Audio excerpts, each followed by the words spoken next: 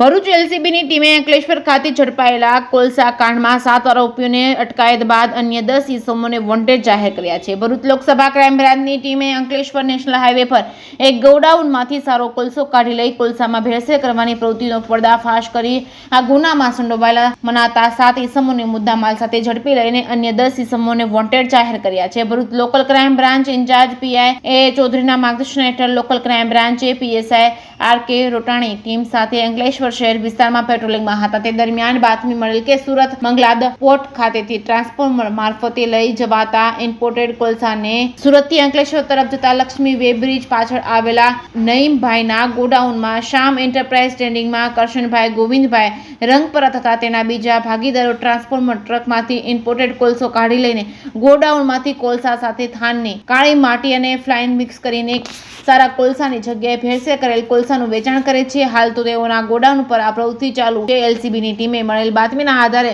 ઉપરોક્ત જગ્યાએ રેડ કરતા ગોડાઉનમાં 7 ઇસમો મળી આવેલ છે. સદર ઇસમોની પૂછપરછ કરતા ટ્રકમાંથી ઇમ્પોર્ટેડ કોલસો કાઢી લઈ તેમાં થાનગઢનો કોલસો તથા ફ્લાઇન્સ ઉમેરી કંપનીમાં મોકલાતા હોવાની કબૂલાત કરી હતી. વધુ તપાસ કરતા ઉપરોક્ત કોલસો અગ્રાવલ કોર્પોરેશન ખાતે ભરી દહેજ ખાતે આવેલ જીએલસીએલ નાયક્લો અલ્કાઇસ એન્ડ કંપનીમાં જવાનો હોય છે. કંપનીના માણસોને બોલાવી ચકાસણી કરાવતા ઉપરોક્ત કોલસો અને તેઓએ મંગાવેલ પ્રમાણે ન હોય અને ભેળસેળવાળો હોવાનું જણાવ્યું હતું ને તે સંદર્ભે કંપની સાથે છેતરપિંડી કરી હોવાનું જણાવતા તેમની ફરિયાદને લઈને ઘટનાસ્થળે હાજર મળેલ ઈસમો વજુભાઈ ભીમાભાઈ માલકિયા, રાજેન્દ્રભાઈ શ્રીરામ કાલુ તરોદ તેમજ રોહિતભાઈ લાલાભાઈ કરાટા તેમજ અજયભાઈ લાલાભાઈ કરાટા તેમજ રઈશ અફસર અલી તેમજ શેરુ રાયસિંહ અલમિયાર તેમજ અજમલ હુસેન રેશમ અલીનાઓને ઝડપી લઈને અંકલેશ્વર રૂરલ પોલીસ મથક ખાતે ગુનો નોંધાયો છે. આ ગુના હેઠળ અન્ય ઇસમો કરશનભાઈ ગોવિંદભાઈ રંગપરા તેમજ મુકેશભાઈ તેમજ અરવિંદભાઈ ગરજર, જીગરભાઈ તેમજ કુલદીપ ગઢવી તેમજ